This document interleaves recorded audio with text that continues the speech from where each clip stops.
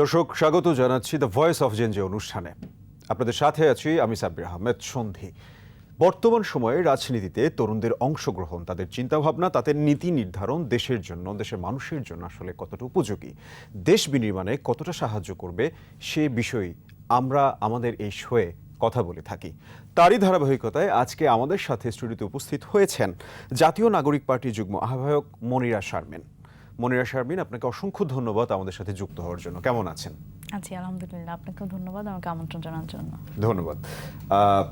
আমি শুরুতেই একটা বিষয় আপনার কাছে জানতে চাইব। আনাসের কথা কি মনে আছে আপনার? জি। আনাস হচ্ছে জুলাই গণঅভ্যুত্থানের সময় সে তার মাকে চিঠি লিখে গিয়েছিল যে মা, আমি আন্দোলনে যাচ্ছি, যদি ফিরে না আসি তাহলে তুমি কষ্ট পেও না, আমার জন্য গল্প করো। আনাস ফিরে আসেনি। আনাসের মতো অসংখ্য আনাসের মায়ের মতো অসংখ্য মায়ের বুক খালি হয়েছে। জুলাই অভ্যুত্থান যে আলোকে হয়েছিল, যে চিন্তা ভাবনায় হয়েছিল, সেই চিন্তা ভাবনার কি প্রতিফলন ঘটেছে বা ঘটছে? আমি যদি গতকাল অবধিও বলি, গতকালকে যে ঘটনাটা ঘটলো, আজকে তারই ধারাবাহিকতায় যা যা ঘটছে, কিভাবে দেখছেন?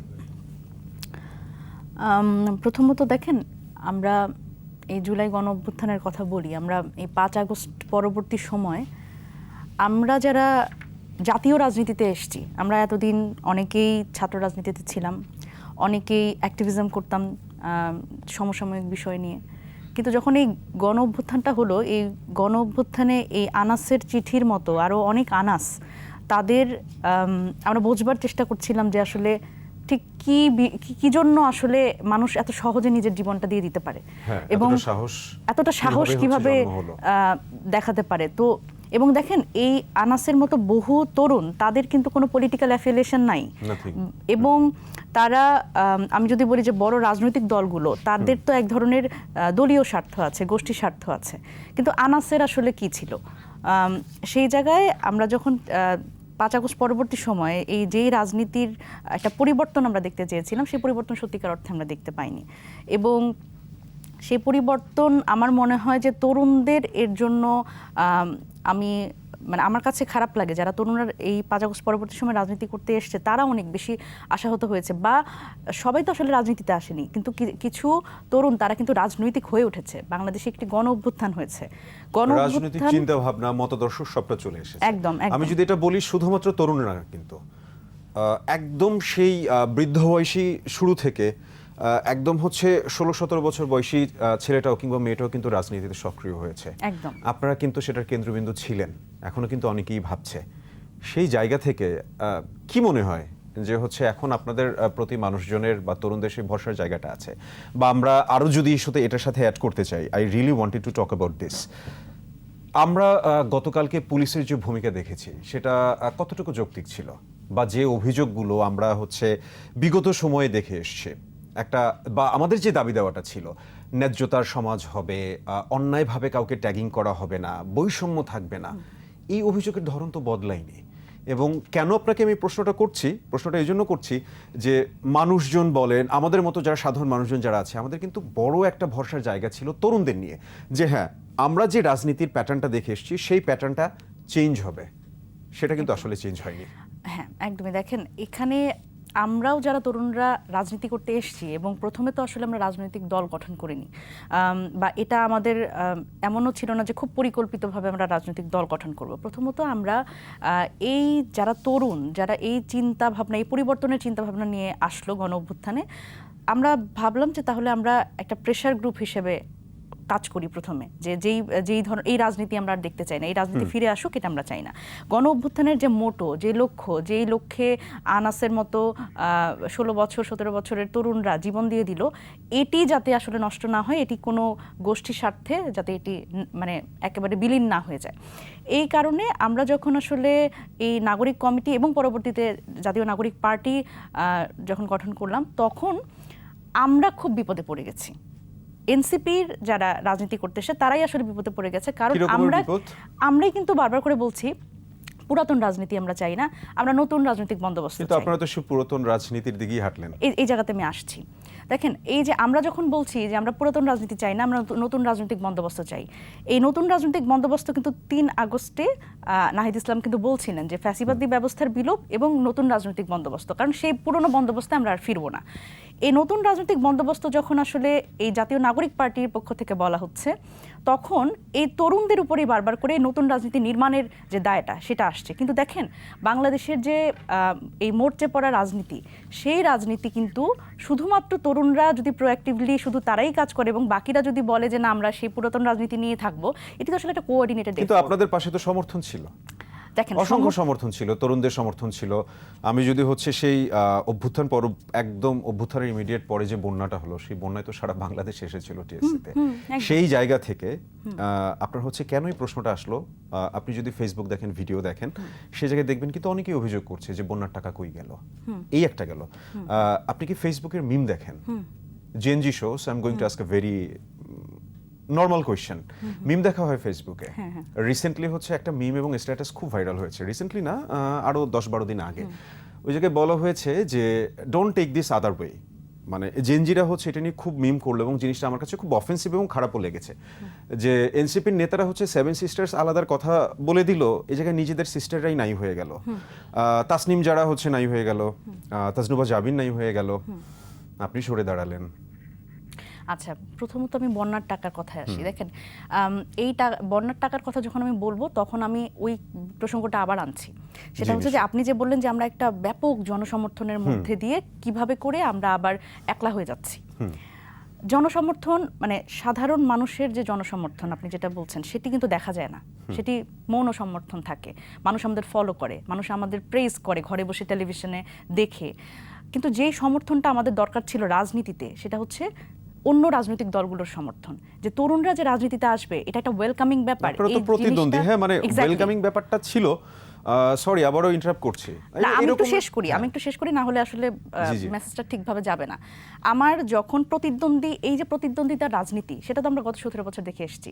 এই প্রতিদ্বন্দ্বিতা করতে না পারা, এবং আমি যদি বলি যে সেই সময়কার যে রাজনৈতিক দলগুলো, তাদের তো ব্যর্থতা আছে। সুতরাং 5 আগস্ট পরবর্তী সময় রাজনীতিটা কিন্তু আর আগের মতো হবে না। আমরা বারবার করে বলছি 5 আগস্টের পরের রাজনীতি এবং 5 আগস্টের আগের রাজনীতি কিন্তু আলাদা। সুতরাং এই জায়গায় আমাদের হচ্ছে রাজনৈতিক দলগুলার আসলে একটা বড় দায় ছিল যে তরুণদের রাজনীতিতে যে আসার জায়গাটা আরো একটু সহজ করা। এই বিষয়ে আমরা আরো কথা বলবো। আমি হচ্ছে বিরতিতে যাব, বিরতি থেকে ফিরে এসে এই বিষয়ে আরো কথা হবে। দর্শক, দ্য ভয়েস অফ জেনজিতে নিয়ে নিচ্ছে ছোট্ট একটা বিরতি, আমাদের সঙ্গেই থাকুন, ফিরছে অল্প কিছুক্ষণের মধ্যেই। দর্শক, আমন্ত্রণ আবারও দ্য ভয়েস অফ জেনজিতে। আমরা সরাসরি চলে যাচ্ছি আমাদের আজকের গেস্ট মনিরা শারমিনের কাছে। বিরতিতে যাওয়ার আগে কথা হচ্ছিল বন্যার টাকা নিয়ে, কথা হচ্ছিল যে 7 সিস্টার আলাদা করতে গিয়ে নিজেদের সিস্টাররাই হচ্ছে আলাদা হয়ে গেল about this particular meme. So what do you take on this? আচ্ছা, আমি প্রথমে বন্যার টাকা দিয়ে শুরু করি। সেটা হচ্ছে যে দেখেন, ওই যে বললাম যে আমাদের আসলে যে সহযোগিতা পাওয়া, সমর্থন পাওয়ার জায়গাটা, সেটা হচ্ছে আমাদের রাজনৈতিক দলগুলোর কাছ থেকে আমরা খুবই বিমাতাসুলভ আচরণ লক্ষ্য করেছি। এবং দেখেন এই যে বন্যার টাকা নিয়ে যে ন্যারেটিভটা বিল্ড আপ করান, বন্যার টাকা নিয়ে কিন্তু হিসাব সহ প্রেস কনফারেন্সের মাধ্যমে আপনারাই সেই প্রেস কনফারেন্সগুলো কভার করেছেন, এবং সেখানে এবং সেই যে টাকাটা, সেটা কিন্তু প্রধান উপদেষ্টার দপ্তরে সেটা কিন্তু হ্যান্ড ওভার করা হয়েছে এবং দুর্যোগ ব্যবস্থাপনা ও ত্রাণ মন্ত্রণালয়ের ওই সময়, যেহেতু they were coordinating that specific thing. So এই জায়গা থেকে আমার মনে হয় যে অস্বচ্ছতা নাই। কিন্তু দেখেন ন্যারেটিভটা কিভাবে আসছে, যে হাসনাতরা, সার্জিসরা, এনসিপির লোকজন, তারা হচ্ছে বন্যার টাকা নিয়ে মানে এরকম একটা ন্যারেটিভ বলি বা হচ্ছে, এবং সোশ্যাল মিডিয়া এটা কিন্তু একটা স্মিয়ার ক্যাম্পেইন হয়ে গেছে। তো সেই জায়গা থেকে কি সার্জিস কোনো না কোনো ভাবে দায়ী না? সার্জিসের স্টেটমেন্ট কি কোনো না কোনো ভাবে দায়ী না? আমি যদি বলতে চাই, সার্জিসের হচ্ছে জনাব সার্জিসের যে নির্বাচনী শোডাউন গেল বা নিজের এলাকায় গেল, তারপর যে স্টেটমেন্টটা সে দিলেন, ওনার হচ্ছে পৈতৃক সম্পত্তি এবং অন্যান্য বিষয়গুলো নিয়ে, থাকতেই পারে, ইটস ভেরি মাচ ন্যাচারাল। কিন্তু এই জিনিসটাকে আরো ভালো করে পোর্ট্রে করা যেত না? আরো সুন্দরভাবে প্রেজেন্ট করা যেত না? মানে সবকিছু ফেসবুক কেন্দ্রিক না হয়ে, আমি যদি বলি যে বর্ষিয়ান রাজনীতিবিদরা বা রাজনীতির যে প্যাটার্নটা, যেহেতু রাজনীতির মাঠে এসেছেন আপনারা, so you guys have to play like that, যে জায়গায় গিয়ে হচ্ছে আপনাদের জবাবদিহিতা বা নিজেদের স্টেটমেন্ট দেওয়ার মতো জায়গা থাকে। কিন্তু সেইটা কি ছিল? দেখেন, আমি এটা যেভাবে বলতে চাই সেটা হচ্ছে যে আমরা তরুণ রাজনৈতিক দল, আপনি যে ফেসবুকের মিমের কথা বলছেন, আমরা অনেক কিছু ফেসবুকে কিন্তু আমরা শেয়ার করি। এবং আপনি যদি দেখেন যে এখন নির্বাচনটা কিন্তু ফেসবুকে চলে এসছে অনেকখানি। আপনি মানে দেশের পরিবর্তন হলো থ্রু দ্য ফেসবুক। হ্যাঁ, দেশের পরিবর্তন হলো ফেসবুক দিয়ে, রেমিটেন্স বন্ধ হলো ফেসবুক দিয়ে, ইন্টারনেট বন্ধ করার পরেও কিন্তু এই গণজোয়ারটা সেটা চলছিল, কিন্তু আমরা কিন্তু এই পরিবর্তনের পরে আমরা কিন্তু এবার ইন্টারনেট সেবা বা তথ্য অধিকার পাওয়ার সেবাটা ইন্টারনেট যাতে বন্ধ না হয় সেটা কিন্তু আমরা ঐকমত্য কমিশনে আলাপ করলাম। সুতরাং আমাদের ফেসবুক বলেন, সামাজিক যোগাযোগ মাধ্যম বলেন, এগুলো কিন্তু মিডিয়ার মানে একেবারে মেইন স্ট্রিম মিডিয়ার থেকে এখন অনেক বেশি ইনফ্লুয়েন্সিয়াল। সো এই জায়গা থেকে আমি বলবো যে এই যে নতুন রাজনৈতিক বন্দোবস্ত এবং পুরাতন রাজনীতির যে ফারাকটা, এটা আমি সার্জিসের ব্যাপারটা দিয়ে আলাপ করি। সেটা হচ্ছে, দেখেন এখন পর্যন্ত বাংলাদেশে আমি যখন নির্বাচনে দাঁড়ালাম এবং প্রচারণা করছিলাম, আমরা বলছি নতুন রাজনৈতিক বন্দোবস্তের কথা, নতুন রাজনৈতিক বন্দোবস্ত দিয়ে আমরা একটা মেসেজ দিতে চেয়েছিলাম। কিন্তু যখন আপনি চিন্তা করবেন বাংলাদেশের নির্বাচনী সংস্কৃতির কথা, অন্যান্য রাজনৈতিক দল যেখানে পেশি শক্তি, অর্থ, কালো টাকার যে বিষয়গুলো, সেগুলো দিয়ে আপনি চিন্তা করতে পারবেন না আমাদের এই 30 জন প্রার্থী এখন যারা নির্বাচন করছে তাদের সবার যেই খরচের মানে যে ব্যয়টা, সেটি মিলিয়ে আপনি দেখবেন যে পুরানো রাজনৈতিক দল যদি বলি বিএনপির কথা, তাদের দেখা যাবে একজন প্রার্থীর সেই অর্থ তারা খরচ করছেন একটি আসনে। সুতরাং এই জায়গা থেকে আমি বলবো যে আমাদের দিকে অনেক বেশি ফ্রেম করা হয়েছে। এখন আপনি দেখেন পঞ্চগড় এক আসনে যখন আমাদের সার্জিস আলম কাজ শুরু করলেন, আমরা এই যে যদি বলি যে মধ্যবিত্ত শহুরে যে সংস্কৃতি, সেখানে আমরা নতুন রাজনীতির কথা বলতে পারছি, কিন্তু একটা গ্রামে এখন পর্যন্ত নির্বাচনটা কিন্তু আপনার পেছনে কত মানুষ আছে, এইটা কিন্তু একটা গুরুত্বপূর্ণ বিষয়, তার উপর ভিত্তি করছে। এবং দেখেন আমাদের সার্জিস আলম ধরেন একলা গিয়ে হচ্ছে তারা সে প্রচারণা চালালো, তার এখানে কোনো অসুবিধা নেই, কিন্তু সেখানে আরও যে রাজনৈতিক দলগুলো তারা কিন্তু সেই রাজনীতিটা করছে না, তারা কিন্তু এখন পর্যন্ত সেই শোডাউনের রাজনীতি করছে। সুতরাং সেই জায়গা থেকে একটা বাস্তবতা এবং অন্যান্য রাজনৈতিক দলগুলোর এই নতুন রাজনৈতিক বন্দোবস্ত নির্মাণের যে দায়টা ছিল, তারা কিন্তু সেই দায়টা পুরোপুরি এনসিপির উপর দিয়ে দিয়েছে। সুতরাং এনসিপি বারবার করে চেষ্টা করেছে এবং ব্যর্থ হয়েছে। কারণ আমি বারবার করে বলছি, নতুন রাজনৈতিক যে নির্মাণের কথা, নতুন রাজনীতি বাংলাদেশে 5 আগস্ট পরবর্তী যেই রাজনীতির কথা আমরা বলছি, সেটা কিন্তু একটা কোঅর্ডিনেটেড এফোর্ট। সেটা হচ্ছে সবাই মিলে চেষ্টা করতে হবে, এবং সেটাও কিন্তু আমরা ওভারনাইট পারবো না, আমাদের চেষ্টা করে যেতে হবে, হয়তো পরিবর্তনটা আসবে। যেমন দেখেন বাংলাদেশে সেই সক্ষমতা কি আপনাদের তৈরি হয়েছে? সেই সক্ষমতা তো আমাদের তৈরি হয়নি, এবং এটারই একটা ফলাফল হচ্ছে এই জোট। দেখেন আমি নিজেও আসলে এই জোটের যে সিদ্ধান্ত, আপনি ওই 7 সিস্টার্সে আমি আসছি, যে হলো এই নির্বাচনে আমাদের এই জোটের সিদ্ধান্ত আমার কাছে মনে হয়েছিল যে এনসিপির যে সম্ভাবনা, রাজনৈতিক সম্ভাবনা, আমি এনসিপির রাজনৈতিক সম্ভাবনা দেখি আগামী 50 বছরের বাংলাদেশে এনসিপির এই মধ্যপন্থা রাজনীতি দিয়েই তার টিকে থাকতে হবে, এবং এটাই তার হচ্ছে মেসেজ। সেই জায়গা থেকে যখন আমরা জামায়াত এবং অন্যান্য দলগুলোর সাথে 11 দলীয় যে জোট হলো, সেই দলের জোটের সময় আমার কাছে মনে হলো যে এই জোটের মাধ্যমে বা এই আসন সমঝোতার মাধ্যমে আমার দলের সম্ভাবনা অনেকখানি কমে যাচ্ছে এবং জনসমর্থন কমবে, এটি আমার কাছে মনে হয়েছে। আমরা এই ব্যাপারে হচ্ছে আরো কথা বলবো, আবারও বিরতি নিতে হচ্ছে। দর্শক, দ্য ভয়েস অফ জেনজিতে নিয়ে নিচ্ছে আবারও ছোট্ট একটা বিরতি, আমাদের সঙ্গেই থাকুন, ফিরছে অল্প কিছুক্ষণের মধ্যে।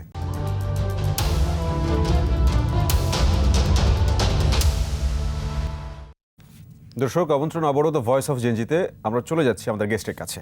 বিরতিতে যাওয়ার আগে যেমনটা কথা হচ্ছিল নারী নেতৃত্ব নিয়ে, নারীদের আপনাদের দলে যে সম্মুখ সারির যে নারীরা ছিলেন, যে যোদ্ধারা ছিলেন, তাসনিম জারা থেকে শুরু করে অন্যান্যরা, তারা সবাই তো একে একে চলে গিয়েছে। আপনি নওগাঁ 5 আসন থেকে মনোনয়ন পেয়েও সরে দাঁড়ালেন। এই সিদ্ধান্ত কি আপনার যারা হচ্ছে সমর্থক আছে তাদের প্রতি ন্যায় বিচার করা হলো? আমি অনেকগুলো ব্যাপারে হচ্ছে আপনার কাছে জানতে চাইবো, সো আমি প্রশ্নগুলো আপনাকে বলে দিই যাতে you don't get feel distracted. এখন এমন সময় এসে আপনাদের দল এমন একটা রাজনৈতিক শক্তির সঙ্গে জোট করলো যাদের ধর্মভিত্তিক রাজনীতি করার জন্য আপনাদের দলের শীর্ষ নেতারা কিন্তু একটা সময় যথেষ্ট সমালোচনা করেছে। আবার এমন দলের সাথে আপনারা জোট করলেন, জামাত কিন্তু তাদের নীতিগত দিক থেকে স্পষ্ট করে বলে দিয়েছে, কোনো রাগঢাক রাখেনি, যে হ্যাঁ ওনাদের দলে নারী নেতৃত্ব কখনোই সামনে আসবে না, মানে গুরুত্বপূর্ণ পদগুলোতে আসবে না। তো সেক্ষেত্রে আপনাদের যারা নারী সমর্থক রয়েছে বা আপনারা যারা নারী নেতৃত্বের অগ্রভাগে রয়েছেন, আপনারা নিজেদের রাজনৈতিক ক্যারিয়ার কিভাবে দেখছেন, বা এই জোটটা করায় আপনাদের লাভ হলো না ক্ষতি হলো, আপনাদের স্ট্র্যাটেজি ছিল নাকি আপনাদের সাংগঠনিক দুর্বলতার বহিঃপ্রকাশ ঘটলো? না দেখেন, এইটা আমি যেভাবে ব্যাখ্যা করি সেটা হচ্ছে যে আমার যেটা ব্যক্তিগত সিদ্ধান্ত সেটা হচ্ছে এটাই, যে আমার কাছে মনে হয় যে কমিটমেন্ট একটা খুব গুরুত্বপূর্ণ বিষয় একজন রাজনীতিবিদের কাছে।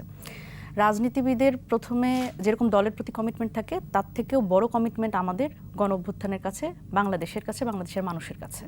আমার মনে হয়েছিল যে 300 আসনে যদি আমরা প্রার্থী দিতে পারতাম, সেই জায়গা থেকে আমাদের যতটুকুই আমরা হারার জন্য দাঁড়াতাম, কিন্তু আমার মনে হয়েছে যে সেই জায়গায় আমার একটা সাংগঠনিক জায়গা তৈরি হতো এবং একটি যে বিকল্প রাজনীতির কথা বলছি, যে নতুন রাজনৈতিক বন্দোবস্তের কথা বলছি, সেটা আমরা আলাদাভাবে আমরা এস্টাবলিশ করতে পারতাম। বহিঃপ্রকাশ ঘটলো রাজনৈতিক দলে, তখন কিন্তু এরকমের আপনারা বলেছিলেন যে ক্ষমতা না জনতা, জনতা জনতা, তো সেই জায়গা থেকে জনতাকে হারিয়ে ক্ষমতা চলে আসলো। না, ক্ষমতা চলে আসে নাই। দেখেন এখানে আবার এটা কিন্তু আমার নৈতিক সিদ্ধান্ত, আমার ব্যক্তিগত সিদ্ধান্ত। আমার যারা সমর্থক তাদের কাছে কিন্তু আমি এই মেসেজটাই দিতে চেষ্টা করেছি যে আমার কমিটমেন্টের জায়গায় আমার দলের একটা সিদ্ধান্ত, সেটি আমার কাছে মনে হয়েছে যে খানিকটা দুর্বল করে দিয়েছে আমার নৈতিক জায়গা থেকে। আমার সেই এই জন্য পজিশনটা এটা যে আমি নির্বাচন থেকে সরে দাঁড়াবো।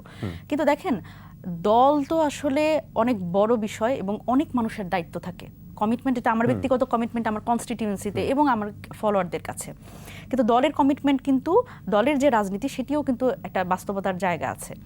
মানুষ কিন্তু, আপনি দেখবেন যে সাধারণ মানুষ এবং জেনজিরাও তারা কিন্তু আমাদের সংসদে দেখতে চায়। এই ব্যাপারে আপনি একমত হবেন। আমাদের তারা সংসদে দেখতে চায় এবং সংসদে দাঁড়িয়ে তারা এটা দেখতে চায় যে আমরা সেই পুরনো রাজনৈতিক দলগুলোর যেই ঋণ খেলাপি, যে চাঁদাবাজ যারা আসলে মিথ্যা কথা বলে, মিথ্যা প্রতিশ্রুতির ফুলঝুরি দিয়ে ক্ষমতায় আসে, তাদের যাতে আমরা প্রশ্ন করি। এখন আমরা হয়তো 300 আসনে নির্বাচন করলে সেই জায়গাতে আমাদের আমরা একেবারেই শেষ পর্যায়ে চলে এসেছি। আপনি যদি সংক্ষেপে আপনার স্টেটমেন্ট। হ্যাঁ, আমি বলছি যে আমাদের সংসদে যাওয়াটা গুরুত্বপূর্ণ, এটাও গুরুত্বপূর্ণ ছিল এবং এটা অনেক মানুষের কাছে গুরুত্বপূর্ণ ছিল। সেই জায়গা থেকে আমার দলের যে সিদ্ধান্ত, সেটি এই বাস্তবতায় এই জোটের কথা এবং এই জিনিসটা আসলে সামনে এসছে। সেই জায়গা থেকে আমার এখানে মূল্যায়নের একটা জায়গা আছে যে আমি এইটা ঠিক নাকি ভুল, নাকি আমার অবস্থান ঠিক সেটা আসলে মূল্যায়ন হয়তো সময় করে দিবে। তো সেই জায়গা থেকে এই মুহূর্তে আসলে আমাদের এই সময়টাতে সবার জায়গা থেকে স্ট্যান্ডে থাকাটা একটা গুরুত্বপূর্ণ বিষয় এবং রাজনীতির সাথে থাকাটা একটা গুরুত্বপূর্ণ বিষয় বলে আমি মনে করি। ধন্যবাদ যুক্ত হওয়ার জন্য। আমাদের হাতে সময় কম, নয়তো আপনার সাথে আরো ডিসকাশন হতো, আরো অনেক আমার জানার ছিল, জেনজিদের জানার ছিল। তো সেই জায়গা থেকে হয়তো আপনার সাথে আবারও আমাদের কথা হবে। আপনাকে অসংখ্য ধন্যবাদ আমাদের অনুষ্ঠান দ্য ভয়েস অফ জেনজিতে আসার জন্য। দর্শক, দ্য ভয়েস অফ জেনজিতে আজ আমাদের সাথে ছিলেন মনিরা শারমিন। তারুণ্যের কথা, তরুণদের চিন্তাভাবনা নিয়ে আমাদের এই শো দেখতে প্রতি শনিবার রাত 8টায় চোখ রাখুন 21 টেলিভিশনের পর্দায়, পাওয়ার্ড বাই ফুরি। ভালো থাকবেন।